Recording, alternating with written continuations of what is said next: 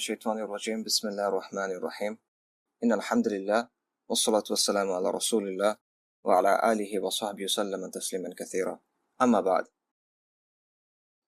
আমরা আলোচনা করতেছিলাম পশ্চিম কি এই প্রশ্নটা নিয়ে। এই আলোচনার অংশ হিসেবে প্রথমে আমরা বনি ইসরায়েলের ইতিহাস দেখলাম। এবার আমরা দেখব নাজারিন বা নাসারাদের ইতিহাস। ঈসা আলাইহিস সালামের আগমনের পর ইহুদিরা দুই ভাগ হয়ে গেল।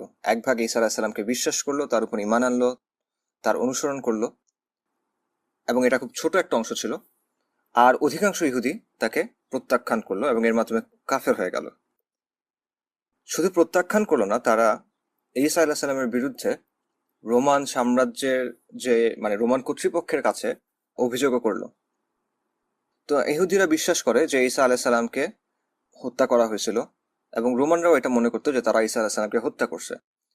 কিন্তু আমরা জানি যে আল্লাহ আযজা ওয়া জাল ঈসা আলাইহিস সালামকে তার কাছে তুলে নিয়ে গেছেন এবং ঈসা আলাইহিস সালামের যারা সাহাবী ছিলেন, যারা তার অনুসারী ছিলেন, তারাও এই সত্যটা জানতো। পরবর্তীতে ধীরে ধীরে এই বিশ্বাসটাতে, খ্রিস্টানদের মধ্যে এই বিশ্বাসটাতে বিকৃতি আসে। তো ঈসা আলাইহিস সালামকে উঠায় নেওয়ার পর ঈসা আলাইহিস সালামের শিষ্যরা জেরুজালেমে একটা কাউন্সিল গঠন করেন।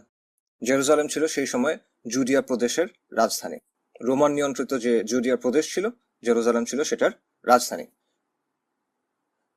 তো ঈসা আলাইহিস সালামের সাহাবীগণ এবং তাদের সাথে অন্যান্য যারা ছিলেন, তারা নিজেদেরকে নতুন কোনো ধর্মের অনুসারী মনে করতেন না। তারা মনে করতেন তারা ইহুদি ধর্মের অনুসরণ করতেছেন এবং তারা মুসা আলাইহিস সালামের শরিয়া অনুসরণ করতেছেন।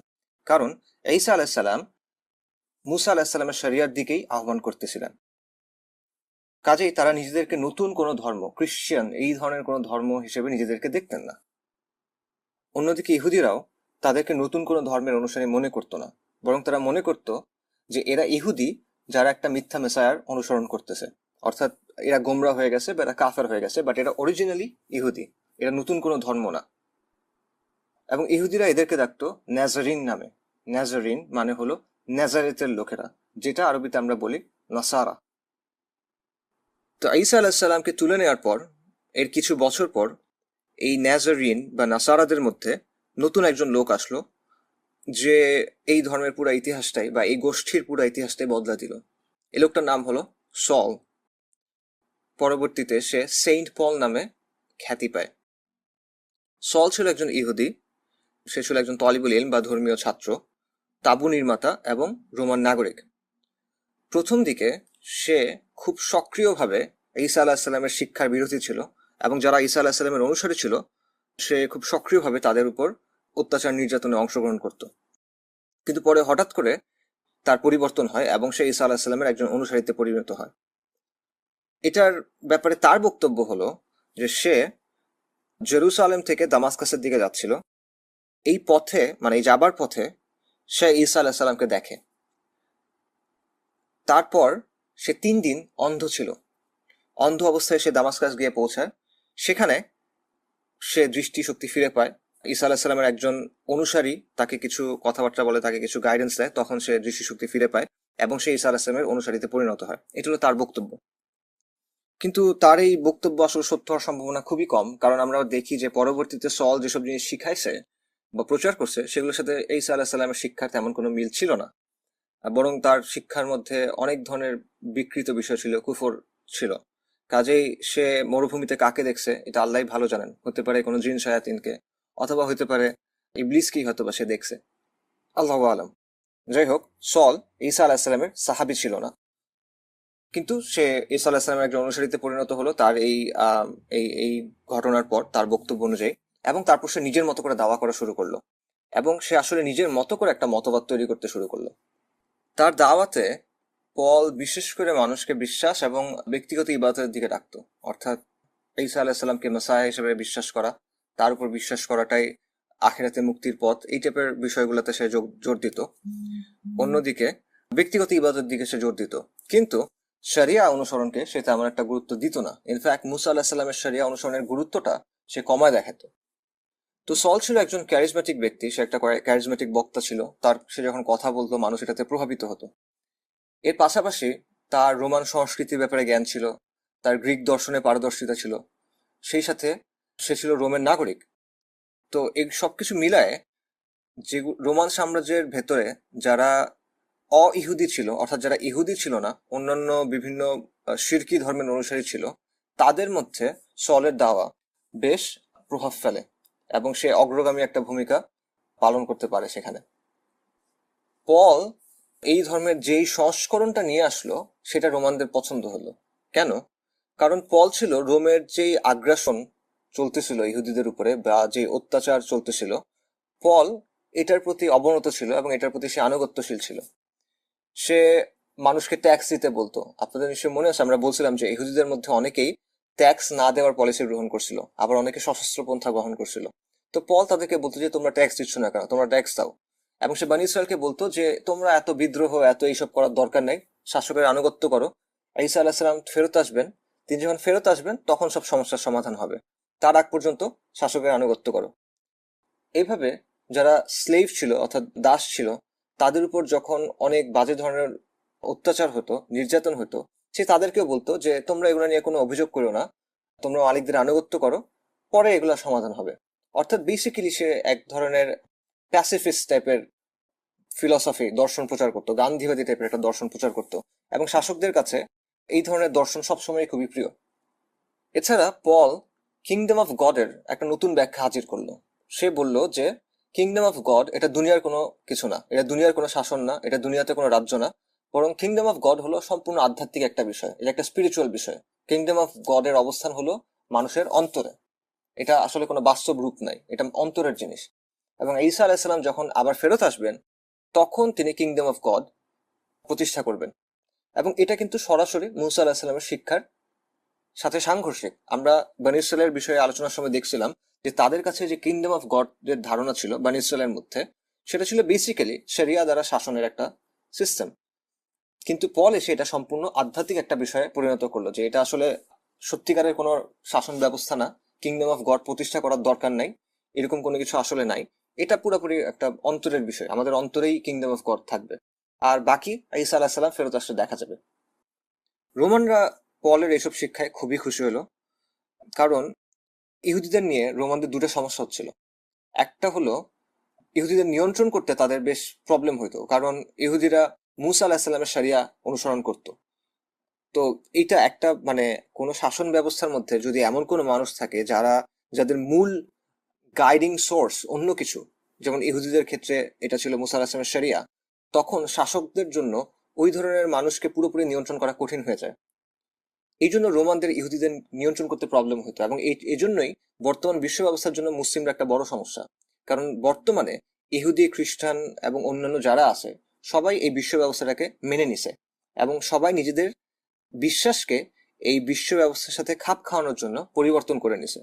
কিন্তু মুসলিমরা যতদিন পর্যন্ত শরিয়াকে আঁকড়ে ধরে রাখবে এবং সাহাবায়ে কেরামের বুঝটাকে আঁকড়ে ধরে রাখবে, রাদিয়াল্লাহু আনহু আজমাইন, সালাফুস সালিহিনের পথটার উপরে থাকবে, অবিকৃত ইসলাম অনুসরণ করার চেষ্টা করবে, ততদিন সবসময় এটা বর্তমান বিশ্ব ব্যবস্থার জন্য একটা হুমকি হবে। কারণ বর্তমান বিশ্ব ব্যবস্থার অনেক কিছুই শরিয়া অনুমোদন দেয় না। ফলে এটা লজিক্যালি ফলো করে যে মুসলিমরা যদি ইসলামী শরিয়া আঁকড়ে ধরে রাখে এবং তারা যদি সবসময় এই শরিয়া বাস্তবায়নের একটা ইচ্ছা রাখে, তাহলে কোনো না কোনো পর্যায়ে অবশ্যই এই বিশ্ব ব্যবস্থার সাথে মুসলিমদের সংঘাত হবেই। তো এটা এই বিশ্ব ব্যবস্থা যারা চালায়, কুফফার, তারা খুব ভালোভাবে বুঝে। যদিও দুঃখজনকভাবে আমরা এই কথাটা বুঝতে পারি না, যে এই বিশ্ব ব্যবস্থার যত নতুন নতুন বিষয় আছে, যত নতুন নতুন ফিতনা আছে, যত নতুন নতুন মতবাদ, মতাদর্শ আছে, সেগুলো যতই ইসলামের সাথে সাংঘর্ষিক হোক না কেন, আমরা চেষ্টা করতেছি নানাভাবে তাউইল করে, নানা লামসাম ব্যাখ্যা দিয়ে এগুলাকে ইসলামাইজ করার, সেকুলারিজম, জাতীয়তাবাদ, ডেমোক্রেসি, যা কিছু আছে। কিন্তু বাস্তবতা হলো যে কেউ যদি অবিকৃতভাবে শরিয়া আঁকড়ে ধরে রাখে, তাহলে অবশ্যই মানব রচিত আদর্শ এবং সিস্টেমগুলোর সাথে একটা সংঘাত হবেই কোনো না কোনো সময়। এটা আজকে না হোক, 100 বছর পরে হতে পারে, সেটা মূল কথা না। কখন হবে, কিভাবে হবে, এগুলো আমাদের কথা না, কিন্তু এটা হবেই। তো রোমানরা সেটা বুঝতো, এবং বর্তমান সময়ের বিশ্ব ব্যবস্থা যারা চালায় তারাও এটা বোঝে। তো এই কারণে এটা একটা বড় প্রবলেম ছিল রোমানদের জন্য, যে তারা ইহুদিদের ঠিক মতো নিয়ন্ত্রণ করতে পারতেছিল না। আরেকটা প্রবলেম হচ্ছিল যে ইহুদিরা নানান সময় বিদ্রোহ করত। তো এটাও একটা বড় প্রবলেম একটা শাসক গোষ্ঠীর জন্য। তো পল এসে এই দুটো সমস্যারই সমাধান করলো। একদিকে সে বলল যে শরিয়া অনুসরণ করা তেমন গুরুত্বপূর্ণ না, বিশ্বাসটাই মূল, ইত্যাদি ইত্যাদি। এটার ফলে প্রথম সমস্যার সমাধান হইল।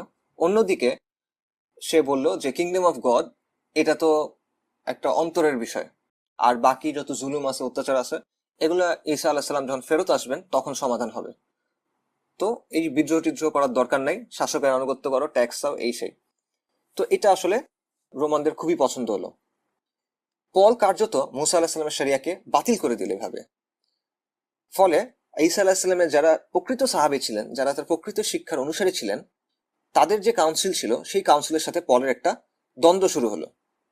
কিন্তু পল যেহেতু রোমের প্রতি আনুগত্যশীল ছিল, বাকি সবার শিক্ষা ছাপায় পলের শিক্ষাটাই বেশি জনপ্রিয়তা পাইল। বুঝতে পারছেন? মনে করেন একটা জায়গায় একাধিক দায়ী আছেন। এখন একজন দায়ী যদি শাসক গোষ্ঠীর প্রতি আনুগত্যশীল হয়, আপনারা দেখবেন যে তার বক্তব্যটা বেশি প্রচার হবে, কারণ সে বিভিন্ন ধরনের পৃষ্ঠপোষকতা পাবে, সরাসরি না পাইলেও পরোক্ষভাবে সে বিভিন্ন ধরনের সুযোগ সুবিধা পাবে। অন্যদিকে যার বক্তব্য শাসক গোষ্ঠীর বিপরীতে যায়, বা যার বক্তব্য বিদ্যমান সিস্টেমের বিরুদ্ধে যায়, আপনি দেখবেন যে সে নানাভাবে জুলুম, অত্যাচার বা বাধা বিপত্তির সম্মুখীন হবে, সরাসরি হবে অথবা পরোক্ষভাবে হবে।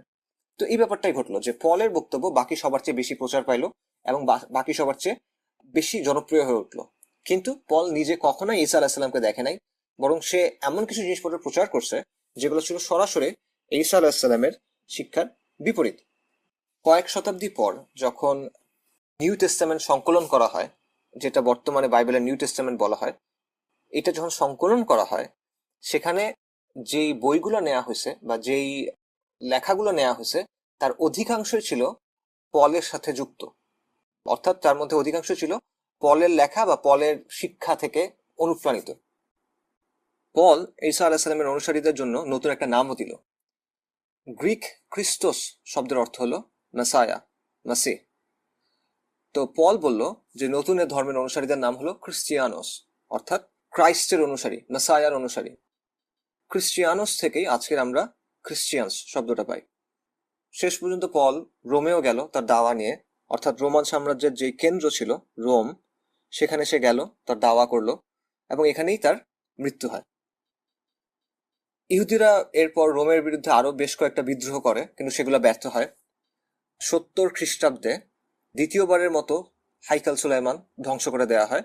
এবার ধ্বংস করে রোমানরা। প্রথমবার ধ্বংস করছিল ব্যাবিলনিয়ানরা, এবার ধ্বংস করে রোমানরা। 130 খ্রিস্টাব্দে আরেকটা বিদ্রোহ হলো, এটার নাম ছিল বার কোখবা বিদ্রোহ। এটাও ব্যর্থ হলো, এবং এবার রোমানরা জুডিয়া প্রদেশ পুরোটা ধ্বংস করে দিল এবং অনেক ইহুদিকে হত্যা করলো। বাকি যারা ছিল এদেরকে নির্বাসনে পাঠানো হলো, এবং এবার রোমানরা জুডিয়ার পুরো নামই চেঞ্জ করে দিল, এবং জুডিয়ার যে আগের নাম ছিল, পুরনো নাম ছিল মুশরিকদের সময়, সেই নামটা দিল, যেটা হলো প্যালেস্তিনা।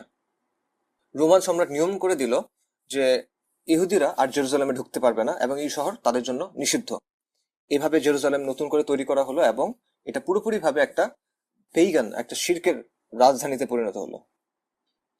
এই সময়ে খ্রিস্টানদের বিভিন্ন সম্প্রদায় মেডিটেরেনিয়ান অঞ্চলে ছড়ায় ছিটায় ছিল, ভূমধ্যসাগরীয় অঞ্চলে ছড়ায় ছিটায় ছিল। এরা ছিল কনভার্টেড খ্রিস্টান, অর্থাৎ তারা আগে মুশরিক ছিল, ইহুদি ছিল না। পরবর্তীতে তারা পল এবং তার পলের অনুসারীদের দাওয়া অনুসারে ধীরে ধীরে খ্রিস্ট ধর্ম গ্রহণ করে। তো এই ধরনের প্রত্যেকটা সম্প্রদায়কে বলা হতো চার্চ। ঠিক আছে? এই ধরনের প্রতিটা কমিউনিটিকে আলাদা আলাদা ভাবে এক একটা চার্চ বলা হতো। আজকে আমরা চার্চ বলতে দুটা জিনিস বুঝি। একটা হলো গির্জা, একটা উপাসনালয় যেখানে খ্রিস্টানরা গিয়ে ইবাদত করে।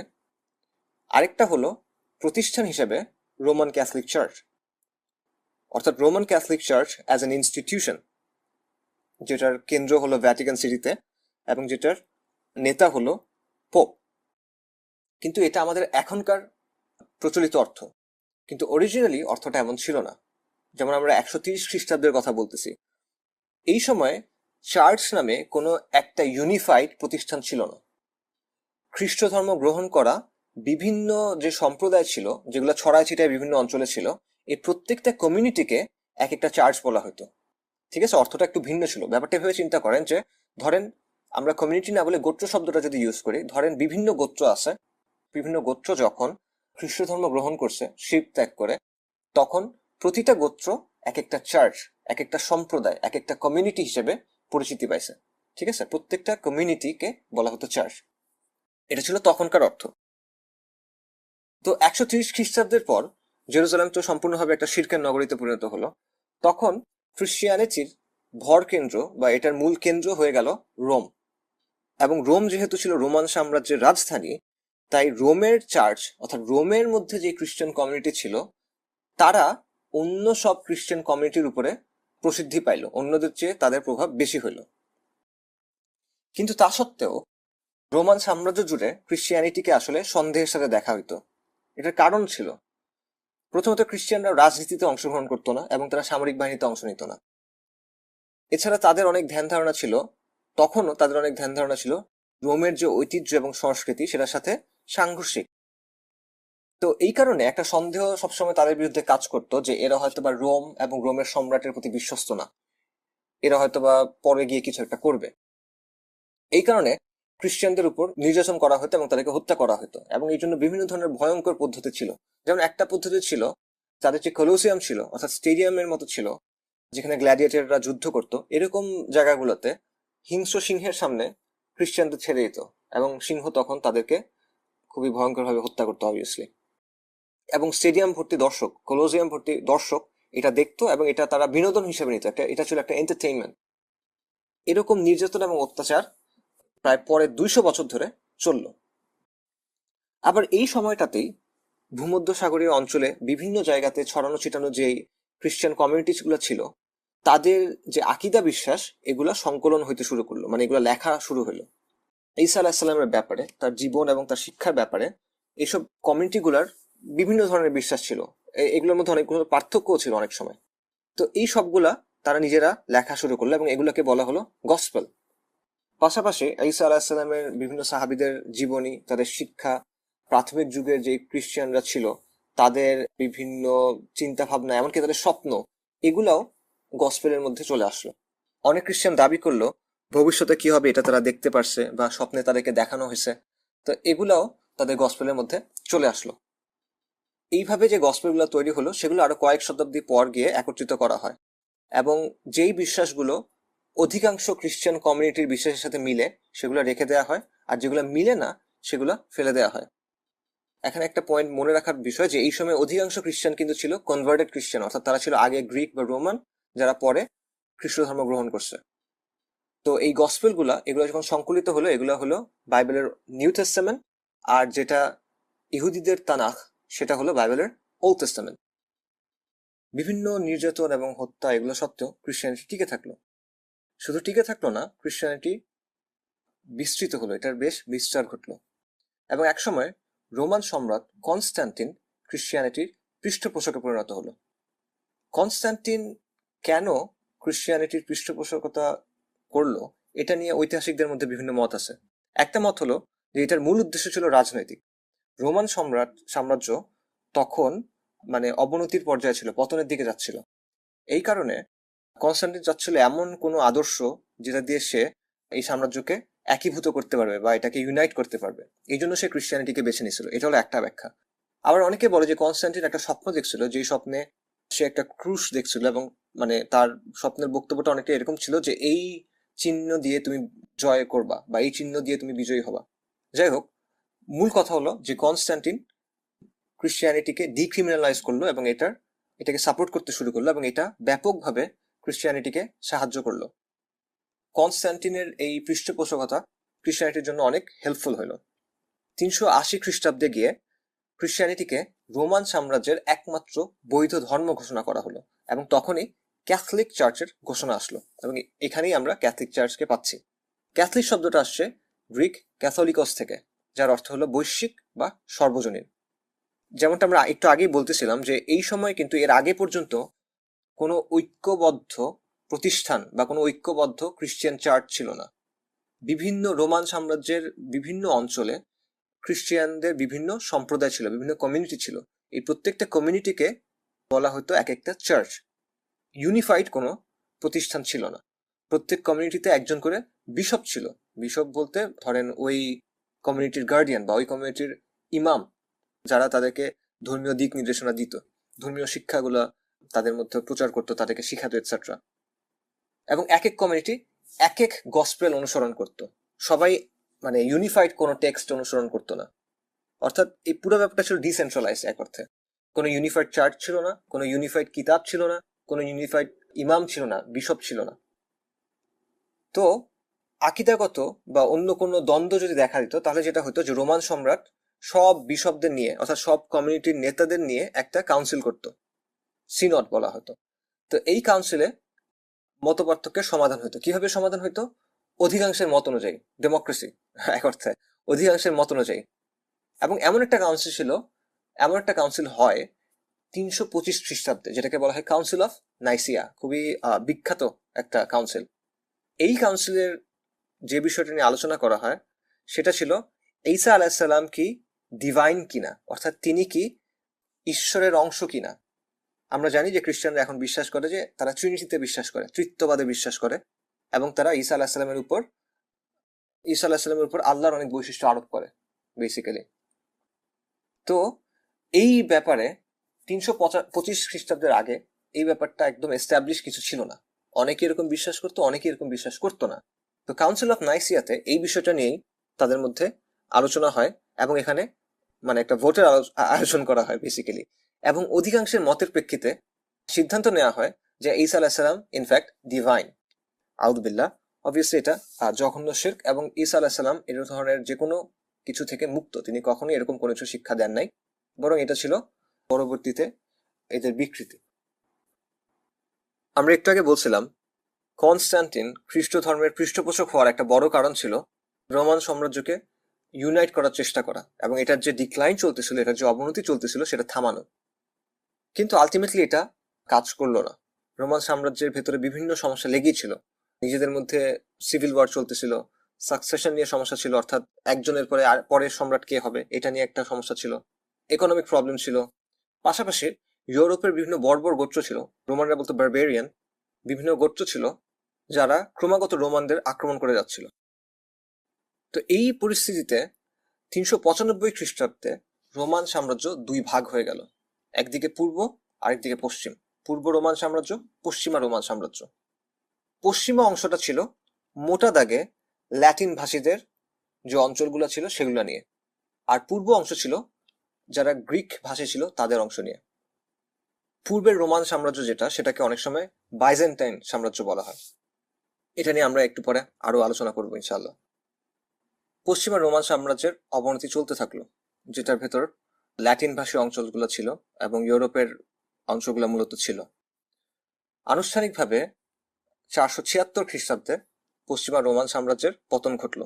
তবে এই পতনের প্রক্রিয়াটা বেশ লম্বা ছিল, এটা প্রায় 250-300 বছর ধরে এই পতনের প্রক্রিয়াটা চলমান ছিল। শেষ পর্যন্ত এটা একদম পুরোপুরি এটার পতন ঘটলো 476 খ্রিস্টাব্দে গিয়ে। রোমের পতন ঘটলো। রোমান যুগের তেমন কোনো কিছুই আর টিকে থাকলো না। শুধু দুইটা জিনিস টিকে থাকলো, একটা হলো খ্রিস্ট ধর্ম, আরেকটা হলো Catholic church as an institution. কারণ শেষের দিকে রোমান সাম্রাজ্য খ্রিস্ট ধর্মকে অফিসিয়াল ধর্ম হিসেবে গ্রহণ করছিল, ক্যাথলিক ক্রিশ্চিয়ানিটিকে। সো ক্যাথলিক চার্চ ল্যাটিন ভাষী যে অঞ্চল ছিল সেই অঞ্চলে তাদের কাজ চালায় গেল, তাদের যে ধর্ম প্রচারের কাজ এগুলো তারা চালায় গেল। তো রোমের পতনের পর আজকে যে অঞ্চলটাকে আমরা ইউরোপ বলি, সেটা নিয়ন্ত্রণ চলে গেল বিভিন্ন বর্বর যুদ্ধবাজ গোত্রের কাছে। এবং এই গোত্রগুলো বেশ প্রিমিটিভ ছিল, তারা তেমন একটা সভ্য ছিল না ওই অর্থে। ফলে তারা রোমের যে সভ্যতা এবং রোমের যে শিক্ষা, রোমের যে সিস্টেম, এটাকে তারা আসলে চালাইতে পারলো না। এবং রোমের যে স্থাপনা ছিল, রোমের যে প্রযুক্তি ছিল, এগুলাও তারা চালাইতে পারলো না, মেরামত করতে পারলো না। ফলে একটা অন্ধকার যুগ শুরু হলো। আজকে অনেক সেকুলার হিস্টোরিয়ান এবং অন্যান্য আরো অনেকে দাবি করেন যে এই অন্ধকার যুগের কারণ ছিল খ্রিস্টিয়ানিটি, কিন্তু এটা একটা ভুল ধারণা। এই অন্ধকার যুগের মূল কারণ ছিল রোমের পতন এবং বারবেরিয়ানদের আগ্রাসন। এবং খ্রিস্টিয়ানিটি যে এই অন্ধকার যুগের কারণ ছিল না, এটা সবচেয়ে ভালো এক্সাম্পল হলো পূর্বের রোমান সাম্রাজ্য। বর্বর গোত্রগুলোর আগ্রাসনের কারণে পশ্চিমের রোমান সাম্রাজ্য পতন ঘটলো এবং ওই অঞ্চলটা একটা অন্ধকার যুগে চলে গেল। কিন্তু পূর্বের যে রোমান সাম্রাজ্য, সেটা কিন্তু টিকে থাকলো। সেখানে কিন্তু খ্রিস্টিয়ানিটি মূল ধর্ম ছিল, কিন্তু সেটা বহাল তবিয়তে টিকে থাকলো এবং তারা রোমের শিক্ষা এবং প্রযুক্তি সংরক্ষণ করলো। এবং এই পূর্বের রোমান সাম্রাজ্যকে কোনো অন্ধকার যুগ অতিক্রম করতে হইল না। অন্ধকার যুগ শুধুমাত্র নেমে আসলো পশ্চিমা রোমান সাম্রাজ্য যেখানে ছিল সেটা ধ্বংস হওয়ার পরে সেই অঞ্চলটাতে। তো পূর্বের রোমান সাম্রাজ্যের নাম ছিল বাইজেন্টাইন সাম্রাজ্য, বা অনেকে এটাকে বাইজেন্টাইন সাম্রাজ্য বলে, কিন্তু তারা নিজেরা নিজেদেরকে রোমান নামে পরিচয় দিত এবং তারা নিজেদেরকে রোমানই ভাবত, এবং তারা মনে করতো যে তাদের অধীনে যে অঞ্চলগুলো আছে এগুলো ছিল রোমান সাম্রাজ্যের কন্টিনিউয়েশন। পূর্ব এবং পশ্চিমের যে অঞ্চলগুলো ছিল তাদের মধ্যে ধীরে ধীরে অনেকগুলো পার্থক্য দেখা দিল এবং এগুলা বড় হতে থাকলো সময়ের সাথে সাথে। বিশেষ করে দুই দিকের ভাষা, একদিকের মূল ভাষা ছিল গ্রিক, আরেক দিকের মূল ভাষা ছিল ল্যাটিন, এবং এই দুই ভাষার যখন ডিক্লাইন ঘটলো তখন অনুবাদের বিভিন্ন ভিন্নতা দেখা দিল এবং বিভিন্ন আকীদাগত পার্থক্য দেখা দিল। তো রোমান সাম্রাজ্যের এই যে বিভাজন, এই যে এটা দুইটা ভাগে ভাগ হয়ে গেল, পূর্ব দিকে গ্রিক ভাষী অংশ এবং পশ্চিম দিকে ল্যাটিন ভাষী অংশ, এটা আধুনিক পশ্চিমের জন্মের পেছনে অনেক গুরুত্বপূর্ণ একটা ঘটনা। এটা আমরা আরেকটু পরেই বুঝবো যে কেন এটা আসলে এত গুরুত্বপূর্ণ ছিল। এক সময় ইস্টার্ন রোমান এম্পায়ার বা পূর্বের রোমান সাম্রাজ্য বা বাইজেন্টাইন সাম্রাজ্যের পতন শুরু হলো বা ডিক্লাইন শুরু হলো বলা যায়, এবং এটার প্রধান কারণ ছিল দুটা। একটা ছিল পারস্যের সাম্রাজ্যের সাথে তাদের ক্রমাগত চলা যুদ্ধ, আরেকটা ছিল ইসলামের উত্থান। আমরা জানি ইসলামের উত্থানের আগে দুটা মূল সুপার পাওয়ার ছিল ওই অঞ্চলে বা পৃথিবীতেই বলা যায় ওই সময়। একটা হলো রোম, এই যে বাইজেন্টাইন সাম্রাজ্য, আরেকটা হলো মাজুসি, যেটা হলো পার্সিয়ান সাম্রাজ্য। তো মুসলিমদের কাছে এই বাইজেন্টাইন সাম্রাজ্য একের পর এক পরাজয়ের মুখোমুখি হলো এবং আস্তে আস্তে এটা সংকুচিত হতে শুরু করলো। বিশেষ করে উত্তর আফ্রিকা, মিশর, শাম এবং ভূমধ্য সাগরীয় অঞ্চলের যে দ্বীপগুলো ছিল এগুলো মুসলিমরা দখল করে নিল। তো পূর্বের রোমান সাম্রাজ্যের সংকোচনের ফলে রোমের উপরে, বিশেষ করে ক্যাথলিক চার্চের উপরে এই পূর্বের রোমান সাম্রাজ্যের নিয়ন্ত্রণ একেবারেই কমে গেল। এটা ক্যাথলিক চার্চের জন্য একটা সুযোগ তৈরি করলো, এবং তারা যেটা করলো, তারা রোমকে মূল বেস বা মূল ঘাঁটি হিসেবে ব্যবহার করে পুরো ইউরোপ জুড়ে বিভিন্ন জায়গায় তাদের মিশনারি পাঠাতে শুরু করলো, তাদের বিভিন্ন দাওয়াতি কাফেলা পাঠাতে শুরু করলো। এবং তারা একটা নতুন কৌশল গ্রহণ করলো, সেটা হলো ইউরোপের বিভিন্ন অঞ্চল যেসব বর্বর গোত্রগুলো দখল করে নিয়েছিল, ক্যাথলিক চার্চ তাদের সাথে এক ধরনের নতুন চুক্তিতে আসলো। চুক্তিটা হলো এরকম যে এই গোত্রগুলো ক্যাথলিক চার্চকে নিরাপত্তা দিবে, ক্যাথলিক চার্চকে সাপোর্ট করবে, সমর্থন করবে। এটার বিনিময়ে ক্যাথলিক চার্চ ওইসব গোত্রের যেসব প্রধান ছিল, গোত্র প্রধান ছিল বা তাদের যে রাজা ছিল, তাদের শাসনকে ধর্মীয় বৈধতা দিবে এবং অন্যান্য কোনো সহায়তা সাপোর্ট লাগলে সেটা দিবে। একটা মিউচুয়াল কন্ট্রাক্টের মধ্যে তারা আসলো বলা যায়। এটার ফলে একদিকে ক্যাথলিক চার্চ নিজেকে শক্তিশালী করলো, অন্যদিকে ইউরোপকে এক অর্থে পুনর্গঠন করার চেষ্টা শুরু করলো। ক্যাথলিক চার্চের বিশপ এবং পাদ্রীরা রোমান সাম্রাজ্যের যে আনুষ্ঠানিক ভাষা ছিল সেই ল্যাটিন ভাষাকে টিকায় রাখলো। এমনকি রোমান সাম্রাজ্যের অনেক বিধিবিধান, আইন এবং নীতিমালাও তারা গ্রহণ করলো। এটার ফলে যেটা হলো যে যেসব নতুন গোত্র খ্রিস্ট ধর্ম গ্রহণ করলো তাদের ভাষার মধ্যে ধীরে ধীরে অনেক ল্যাটিন ভাষা ঢুকে গেল, এবং কালক্রমে কয়েক শতাব্দী জুড়ে ওইসব ভাষা গড়ে উঠতে শুরু করলো যেগুলোকে পরে আমরা এখন French, Spanish, Portuguese, Italian, German, English এসব নামে চিনি। 800 খ্রিস্টাব্দে তৎকালীন পোপ তৃতীয় লিও বা লিও দ্য থার্ড ফ্র্যাঙ্কিশ রাজা শার্লেমেনকে হোলি রোমান এম্পারার ঘোষণা করলো, অর্থাৎ পবিত্র রোমান সম্রাট ঘোষণা করলো। এটা তারা কেন করলো? এটাও ছিল আসলে একটা পাওয়ার মুভ বা একটা কূটনৈতিক চাল। এভাবে তারা দুটা কাজ করলো। এক, তারা রোমান সাম্রাজ্যের এক ধরনের পুনরুত্থানের ঘোষণা দিল যে না, ওয়েস্টার্ন বা পশ্চিমা রোমান সাম্রাজ্য ধ্বংস হয়ে যায় না পুরোপুরি, হ্যাঁ এটার একটা পতনের সময় গেছে, কিন্তু এখন আবার এই যে দেখো হোলি রোমান এম্পারার আসছে, সো আমরা রোমান সাম্রাজ্যের ধারাবাহিকতা, এই টাইপের একটা অবস্থান। 2 নম্বর হলো এভাবে তারা চার্চের ক্ষমতা আরো অনেক বাড়ায় নিল, কারণ চার্চ এখন মানে রোমান ক্যাথলিক চার্চ এখন সাম্রাজ্যের রাজা কে হবে সেটা তারা ঠিক করে, সাম্রাজ্যের রাজার উত্তরাধিকারী কে হবে সেটাও তারা ঠিক করে, তাদেরকে রিলিজিয়াস যেই অনুমোদন, রেকগনিশন সেটাও দিবে ক্যাথলিক চার্চ। ফলে এভাবে ক্যাথলিক চার্চ নিজে খুব শক্তিশালী একটা অবস্থানে চলে গেল, সে রাজনৈতিক প্রভাব মুক্ত। অন্যদিকে রাজারা এক অর্থে তার উপর নির্ভরশীল, কারণ তারাই রাজাদেরকে বৈধতা দিচ্ছে, অনুমোদন দিচ্ছে। কিন্তু ইস্টার্ন রোমান এম্পায়ার বা বাইজেন্টাইন সাম্রাজ্য এই জিনিসটা একেবারেই পছন্দ করলো না, এবং তারা মানে তাদের চোখে ক্যাথলিক চার্চের এরকম কোনো অধিকারই নাই, তাদের এটার কোনো মানে তাদের কোনো ক্ষমতায় নাই এরকম কোনো একটা অবস্থান নেওয়ার। বরং তারা মনে করতো যে ইস্টার্ন রোমান এম্পায়ার যেটা, অর্থাৎ বাইজেন্টাইন সাম্রাজ্য যেটা, আমরাই তো রোমান সাম্রাজ্যের উত্তরাধিকারী এবং রোমান সাম্রাজ্য তো ধ্বংস হয় নাই, আমরা তো এটা চালাই নিয়ে যাচ্ছি। তো এরা কারা? এরা হলো যে কিছু ইম্পোস্টার, এরা কিছু অনুপ্রবেশকারী, তারা ব্যাপারটা এভাবে দেখতো। কিন্তু যেটা হলো যে এই কৌশলের কারণে ক্যাথলিক চার্চ বেশ শক্তিশালী একটা পজিশনে চলে গেল এবং তারা রাজনৈতিকভাবে স্বাধীন হয়ে গেল।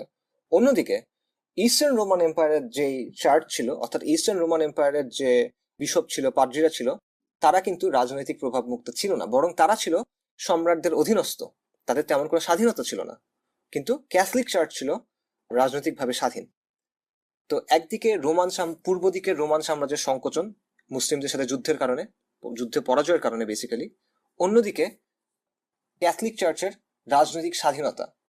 এই দুটো ফ্যাক্টরের কারণে ক্যাথলিক চার্চ বেশ কনফিডেন্ট হয়ে গেল এবং তারা স্বাধীনভাবে বিভিন্ন আকিদাগত বিষয়ে এবং বিভিন্ন আধ্যাত্মিক বিষয়ে নিজেরা সিদ্ধান্ত নিতে শুরু করলো। এবং ক্যাথলিক চার্চের অনেক বিশপ দাবি করতে শুরু করলো দুনিয়াবি এবং আখেরাতি বিষয়গুলা, দুনিয়াবি এবং আকিদাগত বিষয়গুলা, এগুলাতে শেষ ফয়সালা দেওয়ার কর্তৃত্ব তাদেরই, তারাই মূল ধর্মীয় কর্তৃপক্ষ, তারাই এসব বিষয়ে শেষ ফয়সালা দিবে এবং সারা পৃথিবীর যত খ্রিস্টান আছে তাদের সবার উপর নেতৃত্ব আসলে তাদেরই হওয়া উচিত, এরকম তারা বলতে শুরু করলো। তো এর আগ পর্যন্ত প্রধান প্রধান যত খ্রিস্টান কমিউনিটি ছিল সেগুলোর যারা বিশপ ছিল বা ইমাম ছিল তাদের সবাইকেই পোপ বলা হতো। কিন্তু এবার রোমান ক্যাথলিক চার্চ ঘোষণা করলো যে এখন থেকে শুধুমাত্র রোমের যে ইমাম, রোমের যে বিশপ, রোমের যে ধর্মীয় প্রধান, তাকেই পোপ বলা হবে। এবং কিছুদিন পর তারা আবার বলল যে রোমের যে বিশপ অর্থাৎ রোমের যে পোপ, সেই এককভাবে খ্রিস্ট ধর্মের আকিদা, বিশ্বাস, আচার, আইন এই সব কিছুর ব্যাপারে সিদ্ধান্ত নিবে। এইসব সিদ্ধান্ত নেওয়ার জন্য পোপের কোনো কাউন্সিল ডাকতে হবে না, কোনো সিনড ডাকতে হবে না, এগুলো তার একক অধিকার। এভাবে ক্যাথলিক চার্চ বেশ একদিকে তারা প্রভাবশালী হয়ে উঠলো, অন্যদিকে তারা নিজেদেরকে অ্যাসার্ট করা শুরু করলো। তারা বেশ আত্মবিশ্বাসের সাথে নিজেদেরকেই খ্রিস্টিয়ানিটির একমাত্র বৈধ প্রতিনিধি হিসেবে উপস্থাপন করতে শুরু করলো। 1054 খ্রিস্টাব্দে তৎকালীন Pope Leo the sixth eastern Roman এম্পায়ারের প্রধান বিশপের কাছে, অর্থাৎ প্রধান ধর্মীয় ব্যক্তির কাছে একটা ফরমান পাঠালো। সেই ফরমানে সে বলল দুটো জিনিস বললো বেসিক্যালি।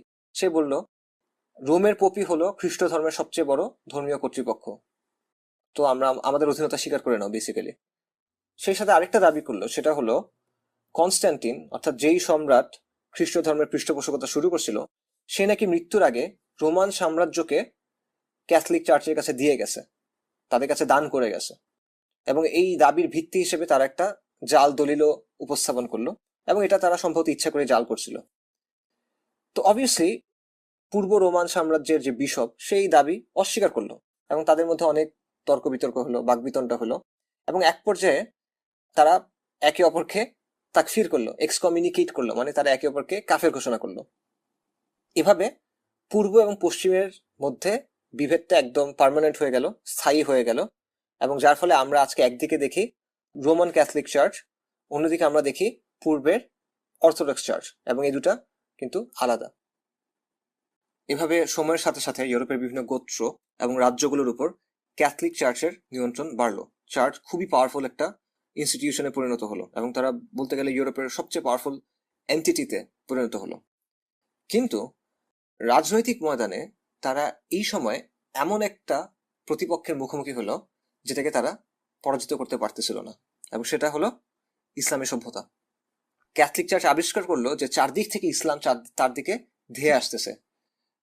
পশ্চিম দিক থেকে, যেটাকে স্পেন বলা হয় এখন, স্পেন এবং পর্তুগাল বলা হয়, সেই দিকে মুসলিমরা ঢুকে গেছে, সিসিলিতে মুসলিমরা ঢুকে গেছে, উত্তর আফ্রিকা, শামের পশ্চিমাংশ, এই সব দিক থেকে মুসলিমরা দখল করে নিচ্ছে এবং তারা আগে আসতেছে এবং চারদিকে মুসলিমদের নিয়ন্ত্রণ। তো এটা চার্চকে বেশ থ্রেটেন করলো, তারা বেশ শঙ্কিত ফিল করলো এবং এই সমস্যার সমাধানের জন্য তারা ইসলামের বিরুদ্ধে ইউরোপের সব গোত্রগুলোকে এবং সব রাজ্যগুলোকে একত্রিত করার চেষ্টা করলো। তারা ইসলামের বিরুদ্ধে একটা যুদ্ধের জন্য সবাইকে আহ্বান করতে শুরু করলো এবং ধীরে ধীরে এই আহ্বান জোরালো হলো। অন্যদিকে এই গোত্রগুলো এবং রাজ্যগুলো ইসলাম নিয়ে এবং মুসলিমদের নিয়ে বেশ চিন্তিত ছিল, কারণ সপ্তম এবং নবম শতাব্দীর মধ্যে মুসলিমরা ইউরোপের বিভিন্ন অঞ্চল দখল করে নিয়েছিল এবং বর্বর গোত্রগুলো ক্রমাগত মুসলিমদের নিয়ে আতঙ্কে থাকতে যায় তারা আবার আক্রমণ করবে এবং তাদের অঞ্চল দখল করে নিবে। তো এটার ফলে যেটা হলো যে মুসলিমদের মোকাবেলা করার জন্য বিভিন্ন গোত্র নিজেরা একত্রিত হলো, এবং তাদের মধ্যে মুসলিমদের ব্যাপারে যে আতঙ্ক কাজ করতেছিল এটা কিভাবে মোকাবেলা করা যায় এটা নিয়ে তারা আরো চিন্তা করতে শুরু করলো। আবার এই সময় ক্যাথলিক চার্চ এসে মুসলিমদের বিরুদ্ধে সবগুলো রাজ্য, সবগুলো শক্তি একত্রিত হয়ে যুদ্ধ করার একটা আদর্শিক ভিত্তি তৈরি করলো। এভাবে একাদশ শতাব্দীর দিকে একটা নতুন যুদ্ধের সূচনা হলো, যেটাকে আমরা এখন আজকে ক্রুসেইড নামে জানি।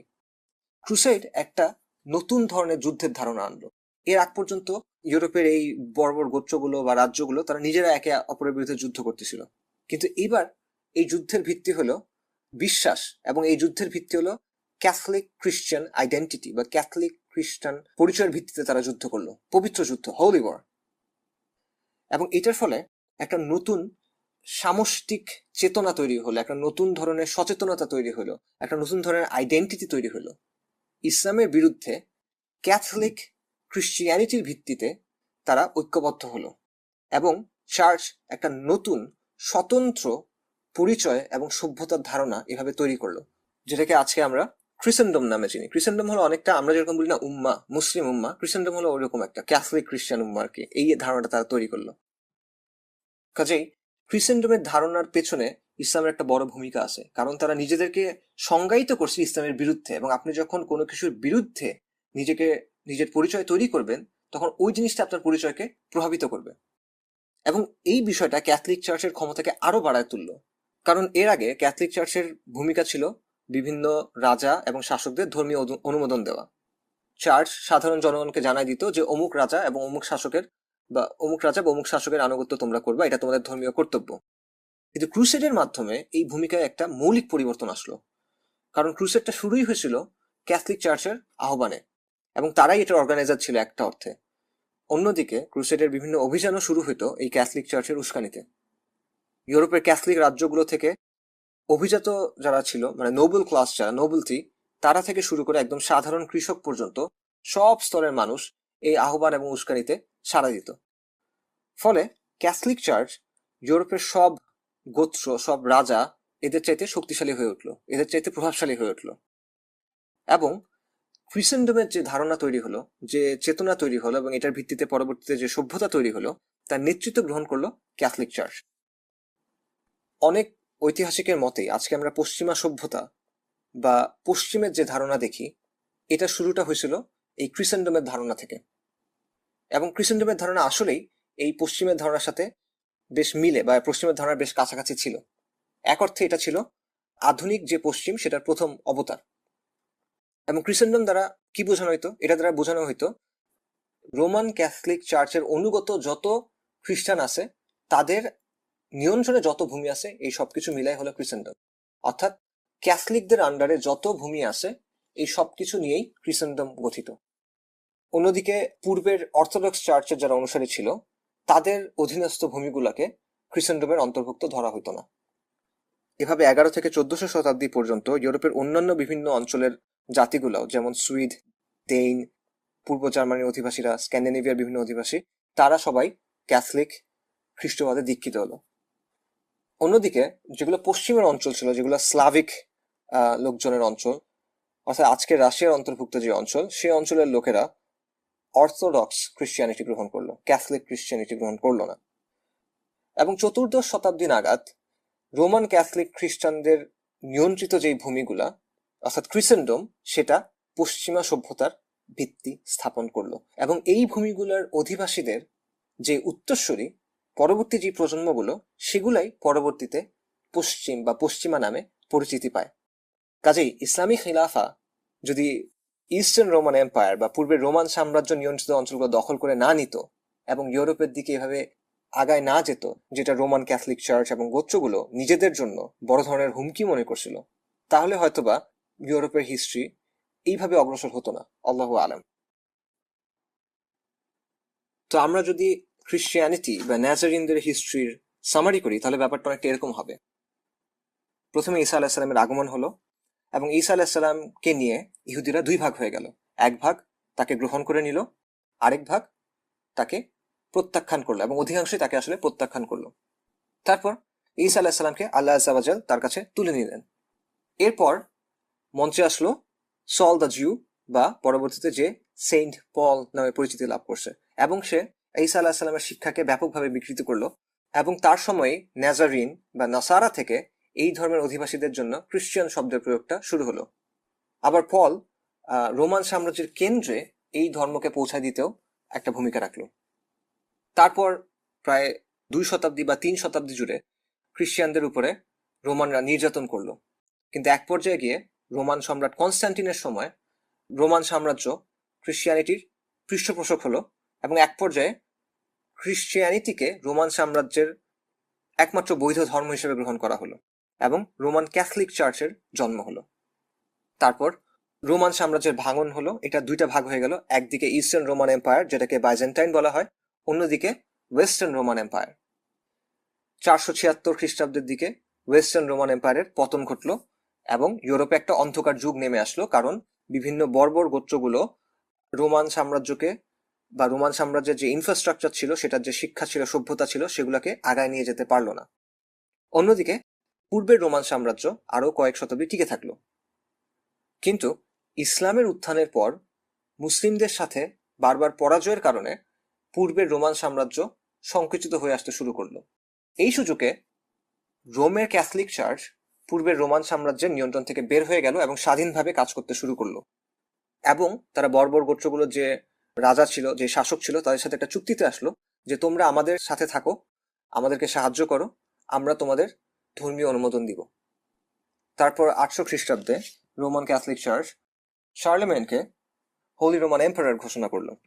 এভাবে তারা নিজেদেরকে রোমান সাম্রাজ্যের ধারাবাহিকতা বা উত্তরসূরি দাবি করলো এবং তারা বললো যে আমরাই রোমান সাম্রাজ্য ধ্বংস হয়ে যায় না, এটা এখনো আছে, আমরাই এটার প্রতিনিধি। এবং ধীরে ধীরে তারা নিজেদেরকে আরো অ্যাসার্ট করা শুরু করলো এবং তারা নিজেদেরকেই খ্রিস্ট ধর্মের একমাত্র বৈধ প্রতিনিধি এবং সর্বোচ্চ কর্তৃপক্ষ দাবি করতে শুরু করলো। ফলে একসময় রোমান ক্যাথলিক চার্চ এবং পূর্ব দিকের যে অর্থোডক্স চার্চ তারা একে অপরকে তাকফির করলো বা এক্সকমিউনিকেট করলো এবং তাদের মধ্যে একটা স্থায়ী বিভাজন তৈরি হয়ে গেল। পরবর্তীতে ইসলাম এবং মুসলিমদের মোকাবেলার জন্য চার্চ একটা নতুন ধরনের যুদ্ধের কনসেপ্ট আনলো, ক্রুসেড, পবিত্র যুদ্ধ। এবং ইসলামদের মোকাবেলার জন্য এই ক্রুসেডকে কেন্দ্র করে ইউরোপের বিভিন্ন রাজ্য এবং শাসকরা একত্রিত হলো, মুসলিমদের বিরুদ্ধে একত্রিত হলো।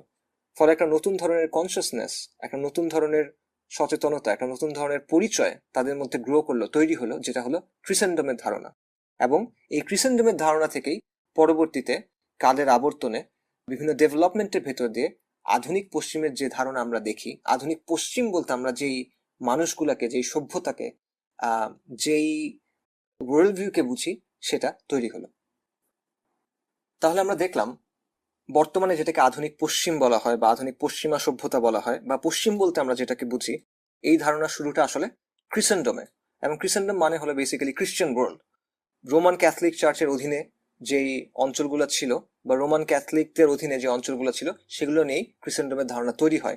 এবং এই ধারণা তৈরির পেছনে একটা বড় ভূমিকা ছিল ক্রুসেডের, অর্থাৎ মুসলিমদের মোকাবেলা করার জন্য যে যুদ্ধ ক্রুসেড, সেই ক্রুসেডের ভিত্তিতেই রোমান ক্যাথলিক চার্চ ইউরোপের বিভিন্ন গোত্র এবং রাজ্যগুলোকে ক্রিসেন্ডমের আইডিয়ার অধীনে একত্রিত করে। অন্যদিকে আমরা দেখলাম কিভাবে বনী ইসরাইলের ইতিহাস এবং পরবর্তীতে নাজারিনদের ইতিহাস এবং রোমান সাম্রাজ্যের ইতিহাস এই পুরো ক্রিসেন্ডমের আইডিয়াটা তৈরি হওয়ার পেছনে ভূমিকা রাখলো। কিন্তু এখানে একটা প্রশ্ন আছে যে ক্রিসেন্ডমের ধারণা ছিল একটা ধর্মীয় আইডিয়া, কিন্তু আধুনিক পশ্চিম সেকুলার এবং মডার্নিটি ইটসেলফ ইজ সেকুলার। তাহলে এই যে খ্রিস্ট ধর্মের বা ক্যাথলিক ক্রিশ্চিয়ানিটির ভিত্তিতে যে আইডেন্টিটি, ক্রিসেন্ডমের যে ধারণা, কিভাবে এই ধারণা থেকে আমরা আজকের সেকুলার পশ্চিমের ধারণায় আসলাম, বা কিভাবে ক্রিসেন্ডম সেকুলার পশ্চিম হয়ে উঠলো? তো এই যে পরিবর্তনটা বুঝতে হলে আমাদের আরো দুটো বিষয় নিয়ে আলোচনা করতে হবে, যেটা হলো রেনেসন্স এবং এনলাইটেনমেন্ট। এবং ইনশাআল্লাহ পরের ক্লাসগুলোতে আমরা এটা নিয়ে আলোচনা করব। আমরা দেখব ক্রিসেন্ডম কিভাবে সেকুলারাইজড হলো এবং আজকের পশ্চিম হয়ে উঠল। সুবহানাকাল্লাহুম্মা ওয়া বিহামদিক আশহাদু আল্লা ইলাহা ইল্লা আনত আস্তাগফিরুকা ওয়া আতুবু ইলাইক।